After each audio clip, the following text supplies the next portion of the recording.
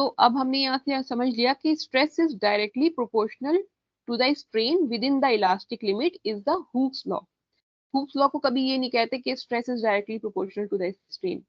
Hooks law complete जब होता है जब हम कहते हैं कि stress is directly proportional to the strain within the elastic limit.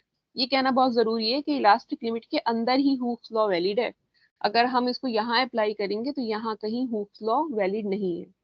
तो हमेशा इसको डिफाइन करेंगे कह के कि stress is directly proportional to the strain within the elastic limit. कल मैंने आपको बता दिया था what is stress, force upon cross sectional area, और स्ट्रेन क्या है, चेंज इन लेंथ या change in the size of the volume divided by original length. so change in length upon original length is the strain। ठीक है, तो अब इसका proportionality limit को जब रिमूव करेंगे तो यहाँ पर एक कांस्टेंट आएगा, उसे हम कहते हैं मॉडुलस ऑफ इलास्टिसिटी।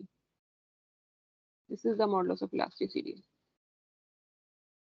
ठीक है, ये ई जो है कैपिटल ई, ये is Young modulus, later known with the phrase modulus of elasticity.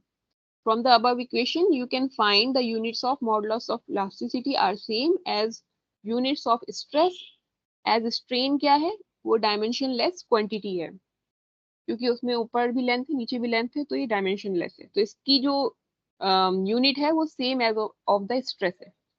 ई की वैल्यू, ई की जो यूनिट्स है, एसआई यूनिट इसकी जो होती है ई की, आप लोगों ने अगर पढ़ा होगा पहले तो ये 200 GPa यूज करते हैं generally. The modulus of elasticity for steel is approximately this much। सब मटेरियल की अलग अलग होगी मॉडुलस ऑफ इलास्टिसिटी, क्योंकि सबका जो कर्व है वो अलग अलग है। ठीक है,